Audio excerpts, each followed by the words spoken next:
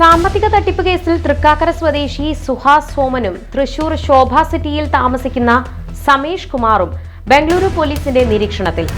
Bengaluru police arrest ചെയ്യാനെത്തിയപ്പോൾ തന്ത്രപൂർവ്വം രക്ഷപ്പെട്ട് Samesh Kumar. Dhanalakshmi group of companies chairman Vipin Das കടങ്ങോട്ടിന്റെ പരാതിയിലാണ് ഇവർക്കെതിരെ ബംഗളൂരു പോലീസ് കേസ് രജിസ്റ്റർ ചെയ്തത്.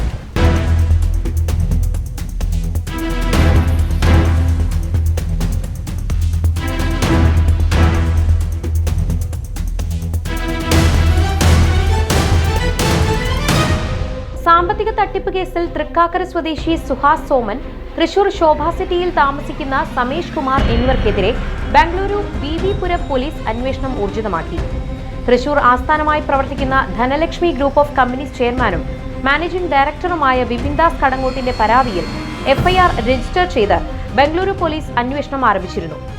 ധനലക്ഷ്മി മുൻ ഗ്രൂപ്പ് സിഇഒ ആയിരുന്ന സുഹാസ് സോമൻ ഒന്നാം പ്രതിയും മുൻ ഡയറക്ടർ ബോർഡ് മെമ്പറായിരുന്ന സമേഷ് കുമാർ രണ്ടാം പ്രതിയുമാണ്. ഇന്ന് രാവിലെ സമേഷ് കുമാറിനെ ബംഗളൂരു പോലീസ് അറസ്റ്റ് ചെയ്യാൻ ശ്രമിക്കവേ തന്ത്രപരമായി രക്ഷപ്പെടുകയായിരുന്നു. സുഹാസ് സോമൻ ബംഗളൂരു പോലീസ് നിരീക്ഷണത്തിലാണ്.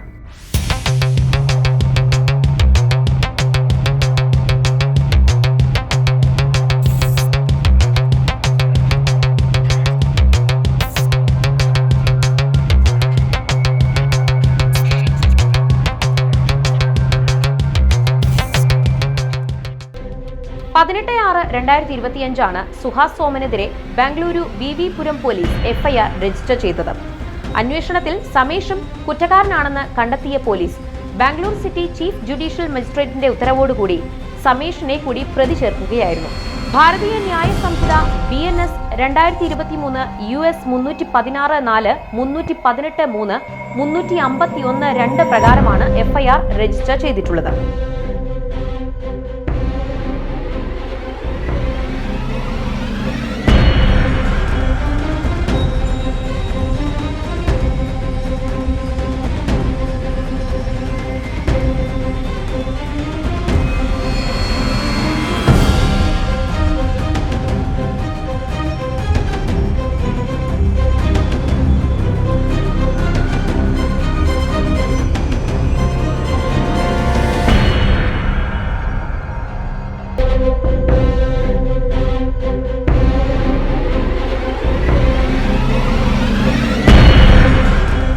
ബിസിനസ് ലോൺ വഴി കമ്പനിയിലെത്തിയ 1,43 ലക്ഷം രൂപ ഒന്നാം പ്രതിയായ സുഹാസ് സോമൻ സ്വന്തം അക്കൗണ്ടിലേക്ക് വകമാറ്റുകയായിരുന്നു.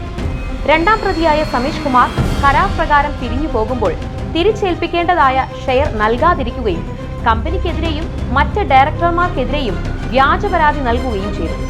സോഷ്യൽ മീഡിയ ഉപയോഗിച്ച് സ്ഥാപനത്തിനെതിരെ ദുഷ്പ്രചാരണങ്ങൾ അഴിച്ചുവിട്ടു. ഈ സോഷ്യൽ മീഡിയ പ്ലാറ്റ്ഫോമുകൾ ബംഗളൂരു പോലീസിന്റെ നിരീക്ഷണത്തിലാണ്.